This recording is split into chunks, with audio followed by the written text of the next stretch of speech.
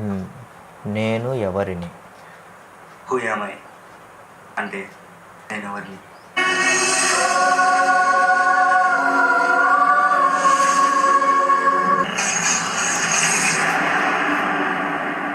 Okay.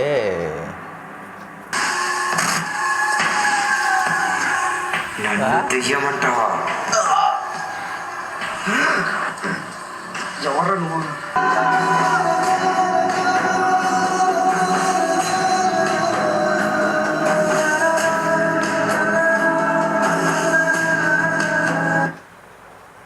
Super super అబ్బా, nice nice nice nice.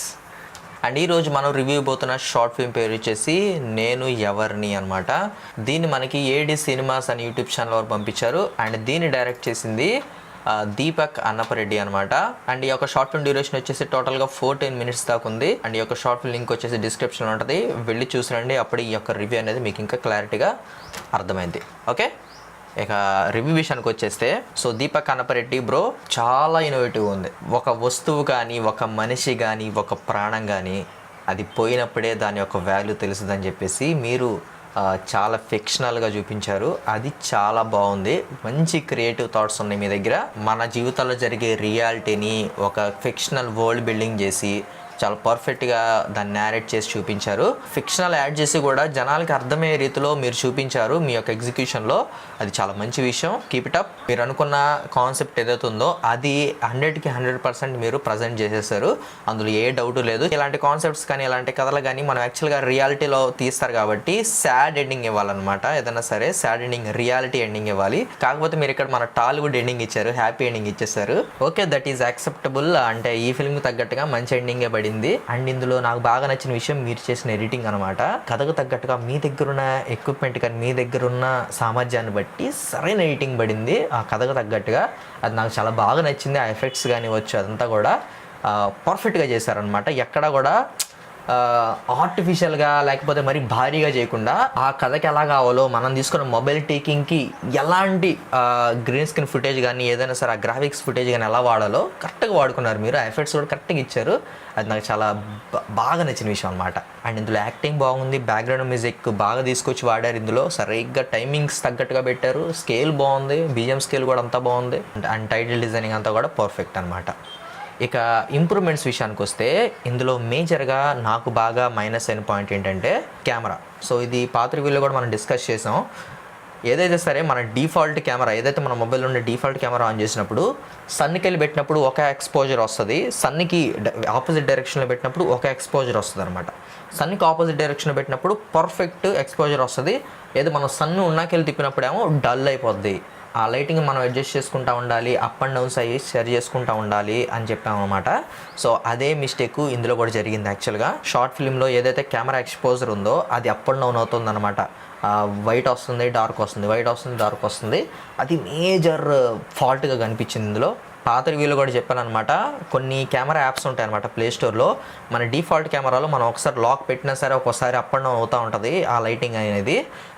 Camera apps ఉంటాయి play స్టోర్లో. Camera apps download చేసుకున్నప్పుడు ఏంటంటే మనం ఒక ఎక్స్పోజర్ని సెట్ చేసి లాక్ పెట్టేస్తే మీరు కెమెరా ఎటు సైడ్ తిప్పినా అదే ఎక్స్పోజర్, అదే లైటింగ్ చూపిస్తుంది అనమాట.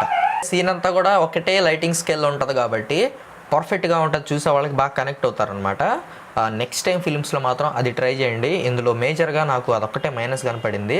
అది కూడా పర్ఫెక్ట్గా చేస్తున్నట్టయితే మీ ఫిలిం ఎక్కడో పీక్స్లో ఉండేదన్నమాట.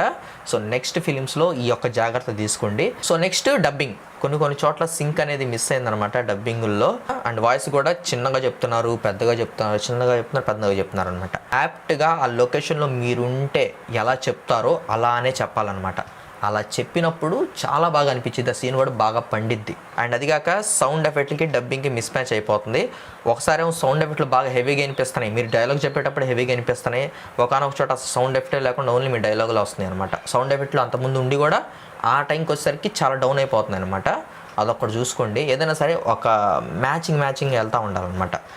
ఆ సీన్కి తగ్గట్టుగా ఎంత వాల్యూమ్లో పెడితే మీ యొక్క వాయిస్ వెళ్తుంది, సౌండ్ ఎఫెక్ట్ల వాల్యూమ్ ఎంతవరకు పెడితే అది కూడా కలిపి వినపడుతుంది, ఏది ఎక్కడ డామినేట్ చేయాలి, ఏ ఫ్రేమ్లో ఏది ఎక్కువ పెడితే బాగుంటుంది అని చెప్పేసి చిన్న ఐడియా ఉంటుంది. చేసేటప్పుడే అది ప్రతి ఒక్కరు చేసేటప్పుడు ఒక ఐడియా వస్తుంది అనమాట.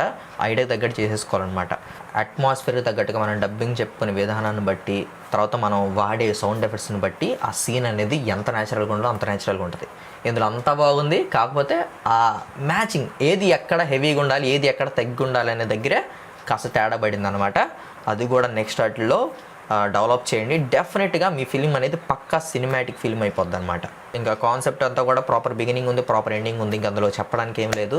అండ్ ఇప్పుడు దాకా మీకు చెప్పిన మోడిఫికేషన్స్ గుర్తుపెట్టుకొని నెక్స్ట్ ఫిలిమ్స్లో ఇవి రిపీట్ అవ్వకుండా చూసుకోండి ఆ యొక్క మిస్టేక్స్ అనేవి. అండ్ డెఫినెట్గా మీ యొక్క ఫిల్మ్కి అయితే ఇంకా ఎక్కువ రీచ్ వస్తుంది. ఇలా కనుక సినిమాటిక్ మీరు ప్లాన్ చేయగలిగితే చిన్న చిన్న మిస్టేక్స్ కూడా లేకుండా చేసుకోండి, అదిరిపోద్ది.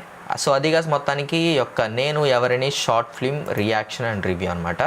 సో ఏడీ సినిమాస్ యూట్యూబ్ ఛానల్ గైస్, వాళ్ళ దగ్గర మంచి టాలెంట్ ఉంది, వెళ్ళి వాడి వీడియోస్ చెక్అవుట్ చేయండి, మన తరఫున సపోర్ట్ చేయండి, సబ్స్క్రైబ్ చేసుకుని వాళ్ళ ఛానల్ని. వాళ్ళ యొక్క వర్క్ నచ్చి మీరు వాళ్ళతో కలిసి పనిచేయాలనుకున్నా, కొలాబరేట్ అవ్వాలనుకున్నా తప్పకుండా వెళ్ళి వాళ్ళని కాంటాక్ట్ అవ్వండి. మరి ఒక షార్ట్ ఫిల్మ్ రివ్యూ వీడియోతో మళ్ళీ కలుద్దాం. అంతవరకు నేను మీ యాష్, నమస్తే.